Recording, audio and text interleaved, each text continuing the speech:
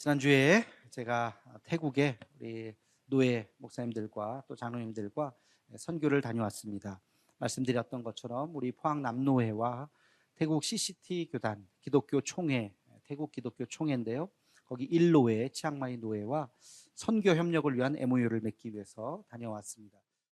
선교지에 가서 선교사님과 이제 저녁마다 선교에 대한 이야기, 이런저런 이야기를 하면서 선교사님들이 선교지에 어려움들이 있구나 하는 것을 이제 뭐 다 예상하는 바겠지만 이야기를 들었습니다. 여러분, 선교사님들이 선교지에 가서 어떤 어려움이 있을까요? 크게 세 가지 어려움이 있습니다.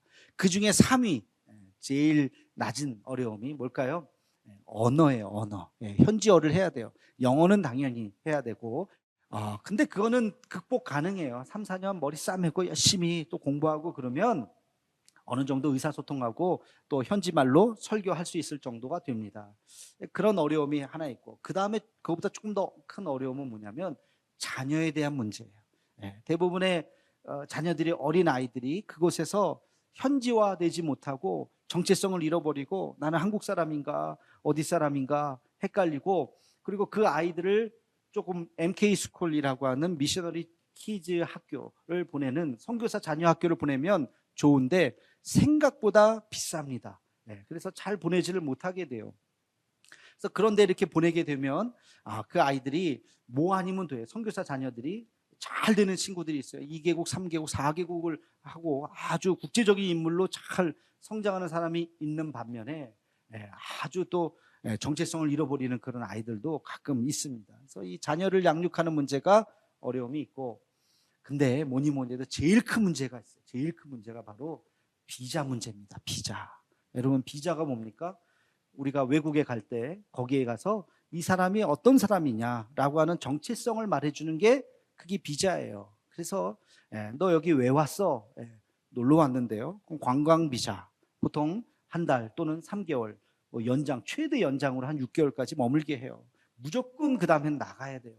또 공부를 하거나 단기 비자죠. 1년, 2년, 3년 그 하늘 동안에만 잠깐 머물고 나가는 단기 비자가 있어요. 그리고 장기 비자가 있습니다. 근데 선교사님들이 복음 전해야 되고 때로는 교회도 세워야 되고 제자도 양육해야 되고 6개월짜리 비자 갖고 될 수가 없어요. 1년, 2년 가지고 될 수가 없습니다.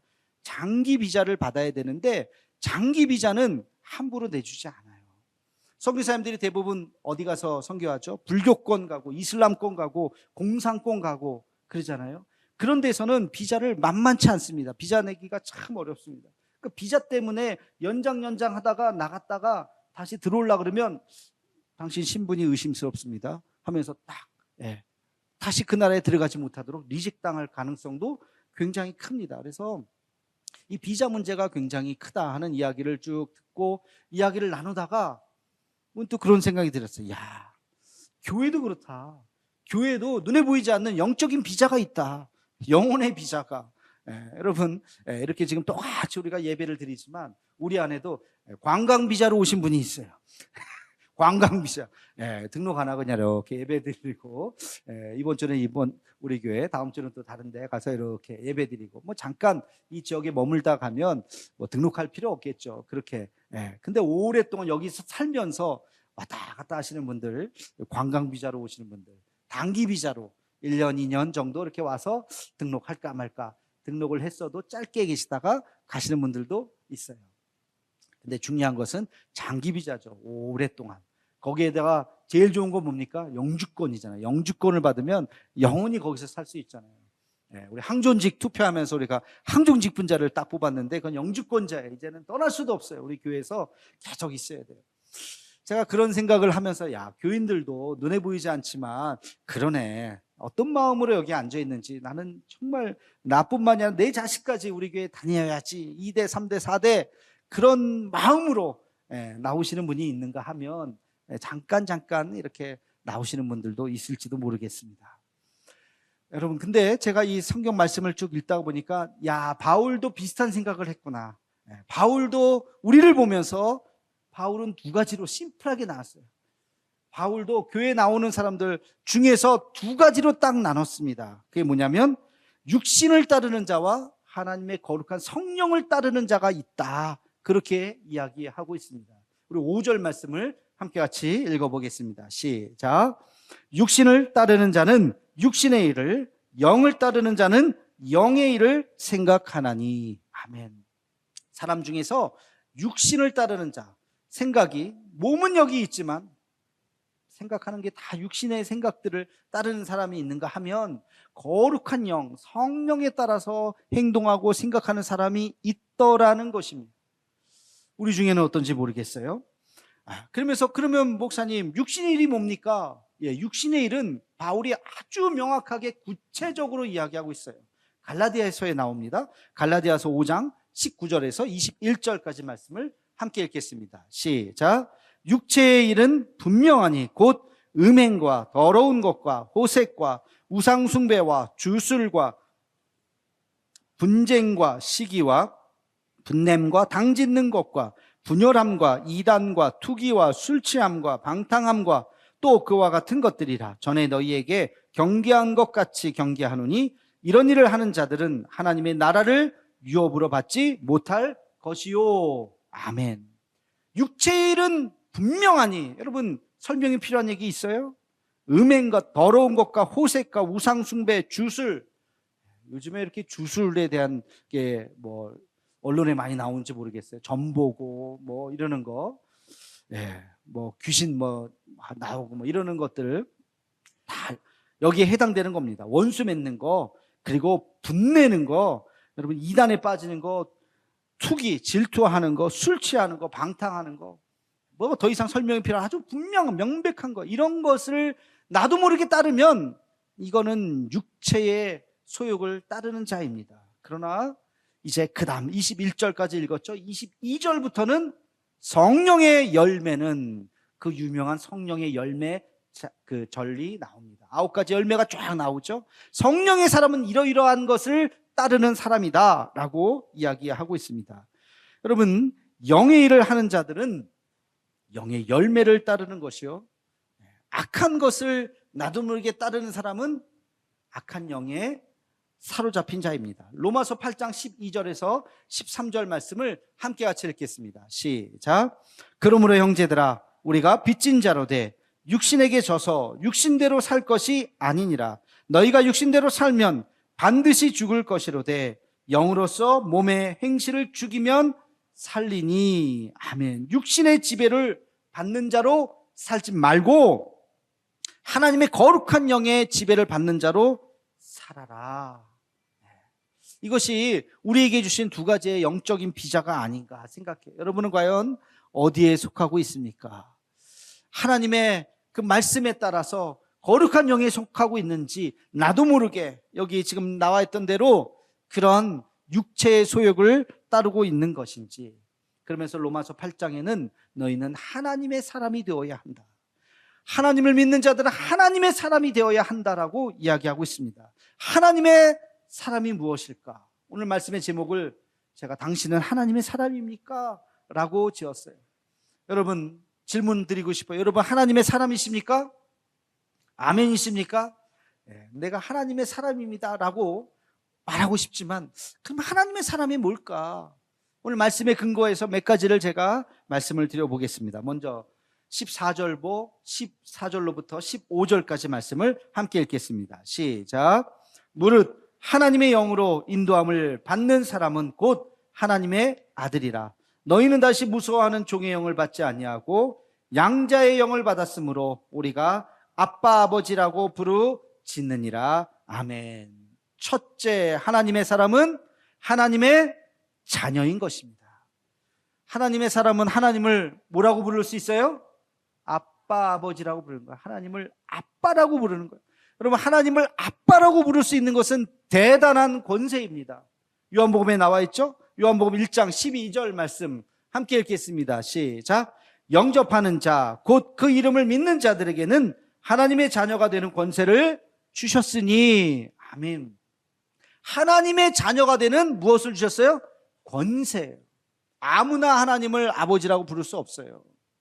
하나님을 아버지라고 부를 수 있는 사람은 하나님의 자녀이기 때문에 하나님을 아버지라고 부를 수 있는 것입니다. 그러면 하나님이 주시는 그 하나님의 자녀됨의 권세가 뭘까? 여러분, 여러분 하나님의 자녀라고 믿으신다면 어떤 권세가 있습니까? 첫째는 기도할 수 있는 권세, 기도할 수 있는 권세. 여러분 기도가 권세예요. 세상 사람들 기도하지만 대상이 없어요. 누구에게 기도합니까? 그러나 우리는 기도할 때 대상이 있습니다. 누구에게 기도합니까? 하나님. 하나님 누구세요? 우리 아버지시잖아요. 천지를 창조하신 능력의 하나님이시잖아요. 그 아버지께 우리가 기도하는 거 분명한 대상이 있어요. 여러분 누가 여러분에게 10,000원만 주세요. 지나가는 사람이 10,000원만 주세요. 10,000원 줘요? 누군데? 10,000원만 주세요. 안 줘요. 10,000원을 누구 지나가는 사람은 막 다 주겠습니까? 근데 여러분의 자녀가 와서 아버지, 어머니 10,000원만 주세요. 그럼 줘요, 안 줘요? 안 줘요? 주죠. 일단 주고 보는 거. 왜? 하면서 주죠. 왜? 내 자식이잖아요. 내 자식이 달라는데 안 줍니까?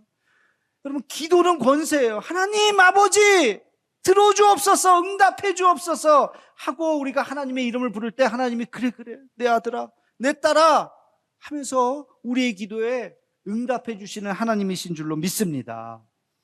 기도할 수 있는 것이 권세예요. 두 번째 권세는요, 위로받는 권세. 위로받는 권세. 하나님이 우리를 위로해 주십니다. 사랑하는 내 아들아, 사랑하는 내 딸아, 힘들지? 힘내. 괜찮아. 내가 너 붙잡아 줄게. 하나님의 그 음성을 들을 때 우리는 용기를 얻을 수 있는 줄로 믿습니다.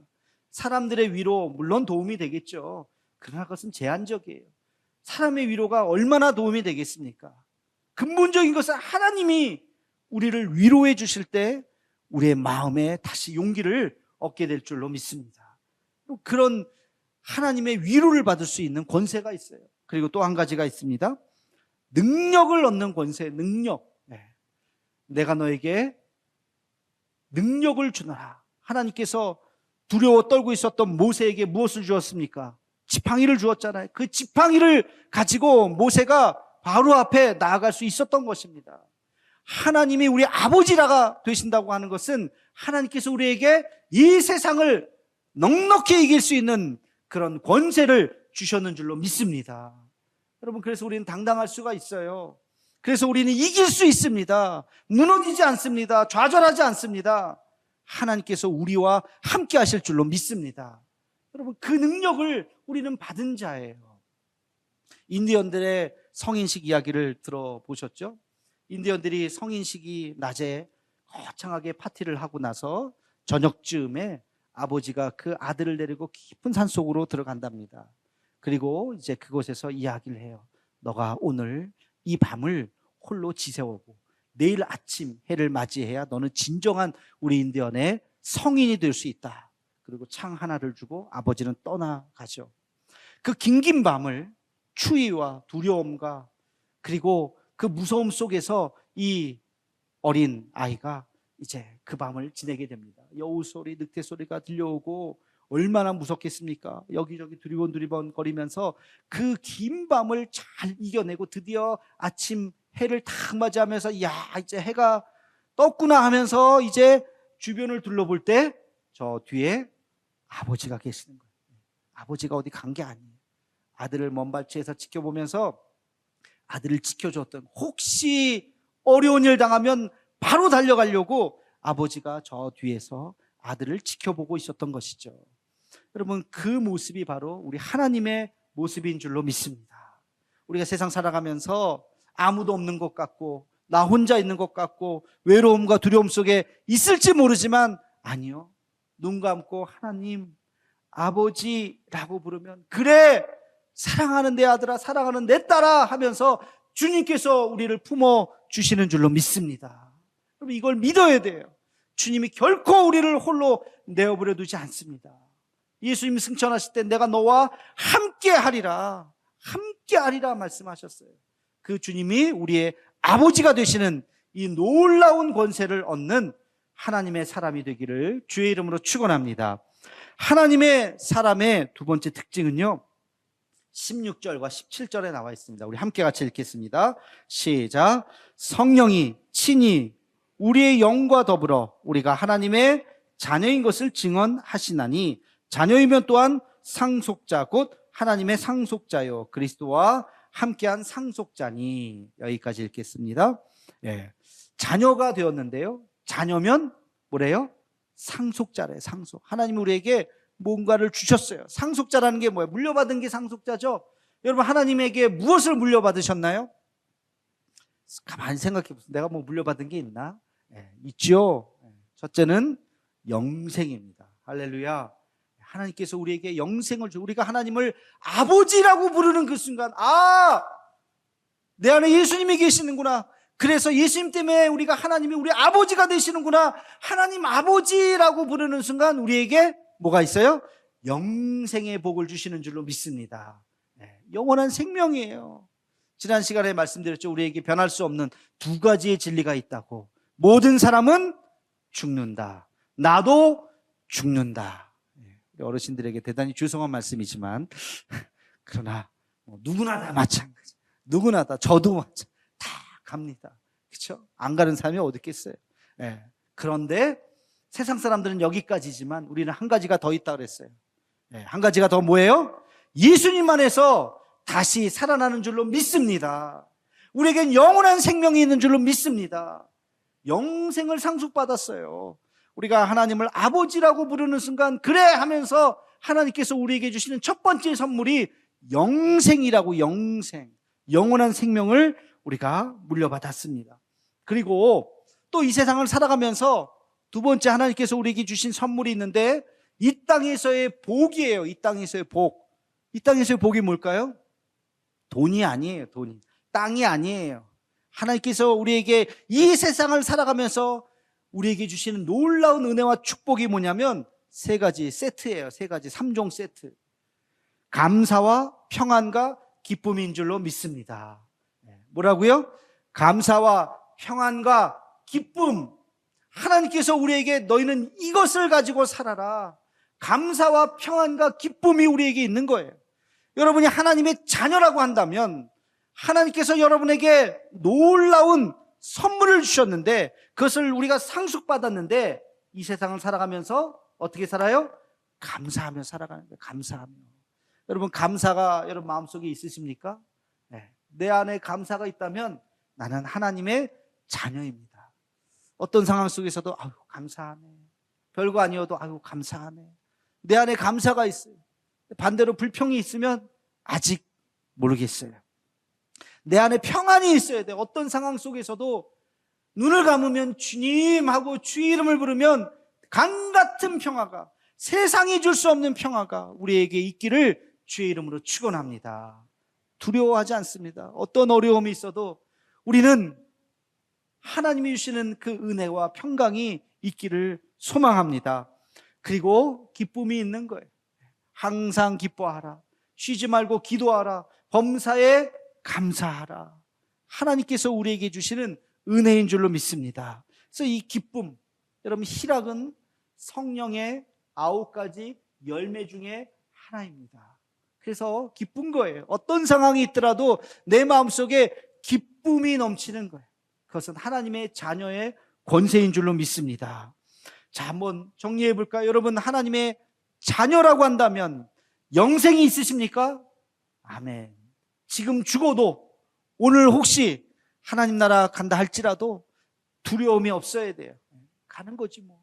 거기가 더 좋다는데 할렐루야 하는 그 마음이 우리에게 있어야 돼요. 그리고 이 세상을 살아가는 동안 주님 주시는 마음, 감사가 넘치고 평강이 넘치고 기쁨이 넘치는 삶이 되기를 주의 이름으로 축원합니다. 이것이 하나님의 상속자라는 거예요. 자, 그러면 여기서 말씀을 딱 끝나면 좋겠는데 바울은 그러나 하나님의 사람이라면 한 가지 더 있어야 된다라고 덧붙이는 말이 있어요. 그게 뭐냐면 바로 17절 말씀입니다. 우리 함께 17절 말씀 읽겠습니다. 시작. 자녀이면 또한 상속자 곧 하나님의 상속자요 그리스도와 함께한 상속자니 우리가 그와 함께 영광을 받기 위하여 고난도 함께 받아야 할 것이니라. 아멘. 하나님 앞에 영광을 얻기 위해서 무엇을 함께 받아요? 고난도 받아요. 고난도.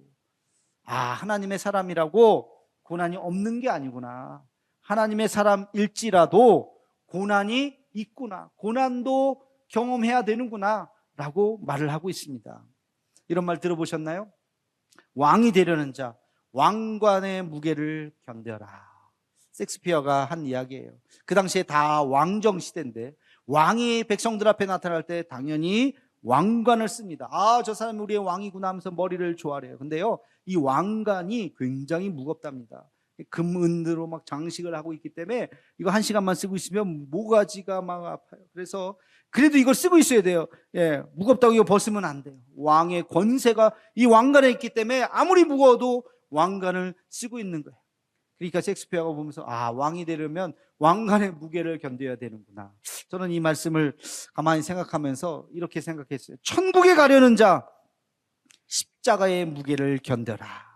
네, 천국에 들어가려면 자기 십자가를 지고 나를 따르라 그러셨어요. 여러분의 십자가의 무게, 그것을 견뎌야 돼요. 그것을 끝까지 버리지 말고 주님을 따르는 마음으로 고난과 함께 그것을 끌고 주님 앞에 가시기를 주의 이름으로 축원합니다. 과정 없는 결과가 어디 있겠습니까? 어떤 아이가 100점을 맞았다. 저절로 100점 맞았어요?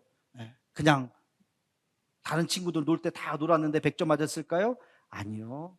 남모를 노력이 있었을 겁니다. 친구들 놀 때 나는 공부했고 친구들 잠잘 때 깨어서 다시 공부하고 아마도 그랬으니까 100점 맞았을 거 아닙니까? 과정 없는 결과는 없어요. 우리의 주님 앞에 영광이 그날 너희가 그 영광을 누리기 위해서 너희 안에 있는 그 고난도 견뎌야 할지니라. 사도 바울은 그 자신이 그 말씀을 기억하면서 그렇지, 나에게도 이 고난이 있지. 사도 바울이 얼마나 많은 고난이 있었습니까? 근데 이 고난을 이길 수 있는 힘이 어디에 있을까? 여러분, 고난을 이길 수 있는 힘, 그것은 바로 18절에 있습니다. 우리 함께 18절 말씀을 읽겠습니다. 시작. 생각하건대 현재의 고난은 장차 우리에게 나타날 영광과 비교할 수 없도다. 아멘. 고난만 생각하면 너무 힘든 거예요. 근데 눈을 들어서 그날을 생각한 거예요. 그 영광의 그날을 생각했더니 야, 비교할 수 없네. 지금 고난을 숫자로 예를 들어서 한 10이라고 해봅시다. 10이 큰 거죠. 고난이 10이나 돼.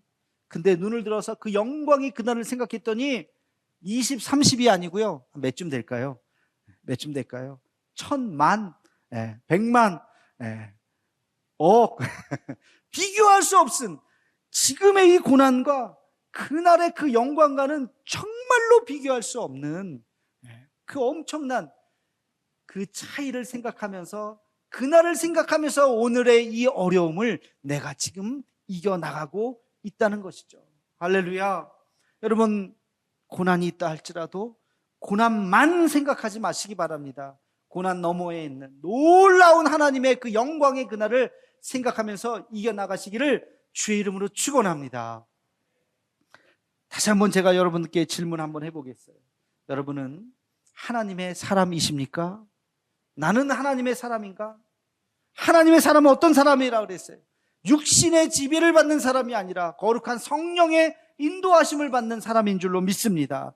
하나님의 사람은 하나님의 자녀, 하나님을 아버지라고 부를 수 있는 권세가 있는 사람인 줄로 믿습니다.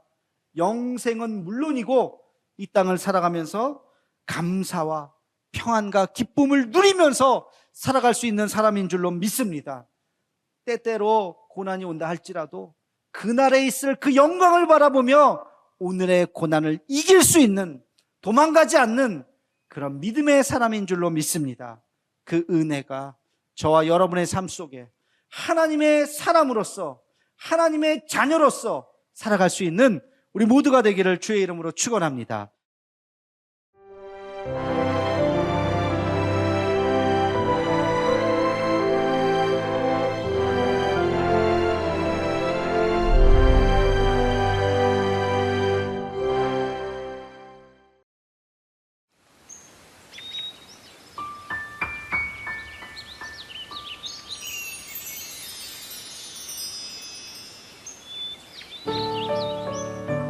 생명을 살리는 방송 CBS TV